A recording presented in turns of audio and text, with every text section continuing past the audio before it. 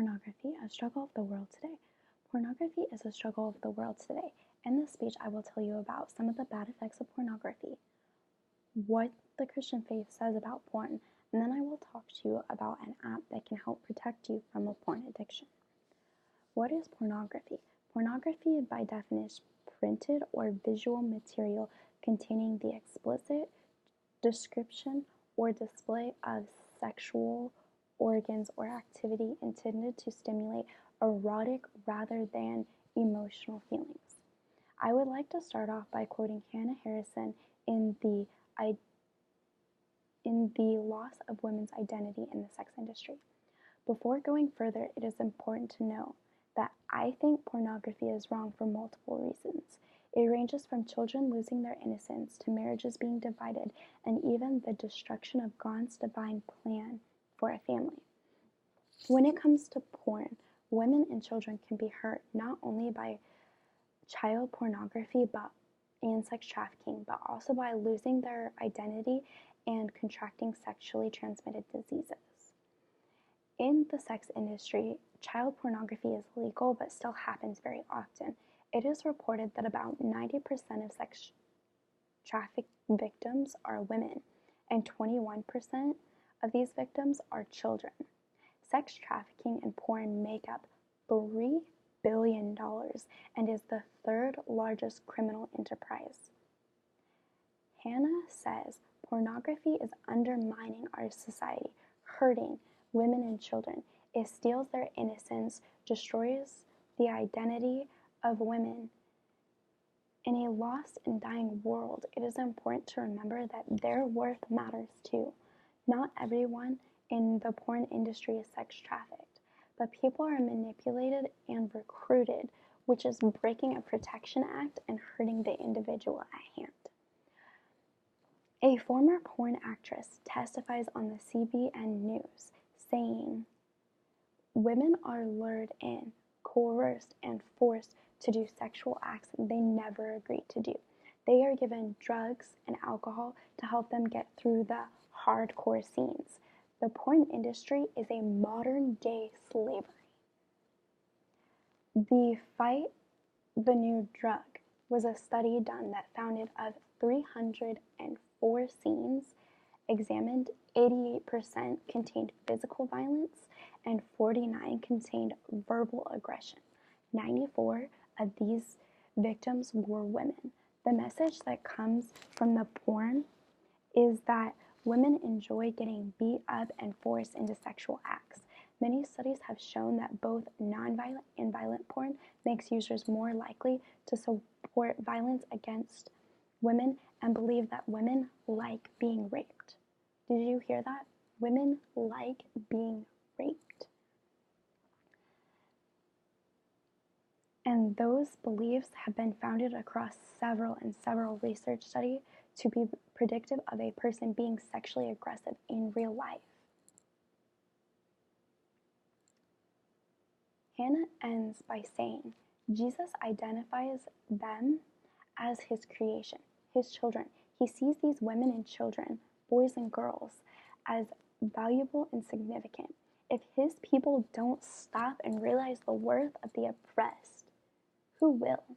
It is time to refuse judgment and introduce them to the King. In him, the old is gone, and so is their past. Will we let them accept him, or are they too dirty?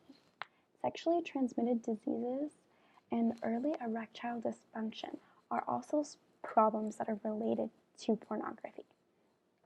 It is stated that 28% of pornography performers were diagnosed with gonorrhea and chlamydia.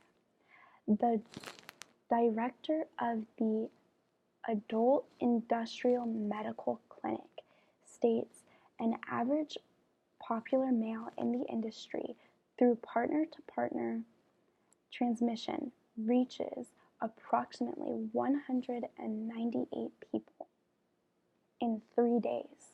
198 people are being infected with sexually transmitted diseases in 3 days. Most of the testing is for chlamydia and gonorrhea through only a simple urine sample. They are missing all these other STDs that are being spread in today's world. Erectile dysfunction is another thing that happens from watching pornography, but this is something that you don't get just from masturbating or have too much sex. It's something that can happen in your brain.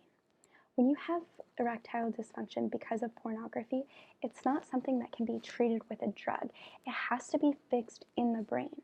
Most people who suffer from ED-related porn have unrealistic expectations of their partner because of what they have watched. Samid explains that too much porn can desensitize a man to sex, and eventually he can be unable to get excited from ordinary sexual encounters. He also says that medications are not the treatment. This problem is not with the penis, but with the brain. Sex is half our head and half our body, and it takes them working together to be able to accomplish. How does this relate to the Bible? Richard Deem says that the Bible does not specifically address the issues of viewing pornography since it's not something that people in their time had to deal with. But it does talk about things like homosexuality and bestiality, which is sex with an animal, and even incest, which is sex with any close relatives, such as your brother, sister, mom, or dad. All of those categories are abundantly represented in porn, and even more categories. The only accessible form of sexual expression is between a married husband and wife, and it is not something that is being recorded. So virtually all of the acts in pornography depicts prohibited acts in the Bible. Christianity is not just about avoiding sinful physical acts, but also about mental purity. In the Ten Commandments, it is said that thou shalt not covet and thou shalt not commit adultery, which is expressed in Exodus 20:17 and Matthew 5:27 through 29. Richard Deemer said, pornography is a big problem in the church because it results in Christians who are double-minded. They want one foot in heaven and one foot in hell. Pornography is so insidious because it destroys our purity of mind and makes our conscience corrupt, being unable to discern the truth of God. For one who is married, pornography is the same as adultery. Since Jesus said one who looks at a woman with lust for her has already committed adultery with her in his head. If pornography is an addiction you have, there is this app that is called Covenant Eyes, and this is an app you can download on your phone that will make porn not inaccessible, but it'll help you overcome your addiction by making you accountable. They give you an ally, a trusted friend that'll help you stay accountable.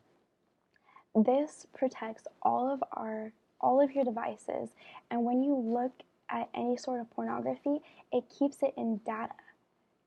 They understand that porn is hard to fight alone because of the cycle of shame. The cycle of shame is a cycle that starts from you watching porn, then you feel shame, then you isolate yourself because you have felt the shame, and then you're in isolation and you get triggered, so you watch it again, and this continues. Covenant Eyes removes the shame and isolation by opening up to a friend.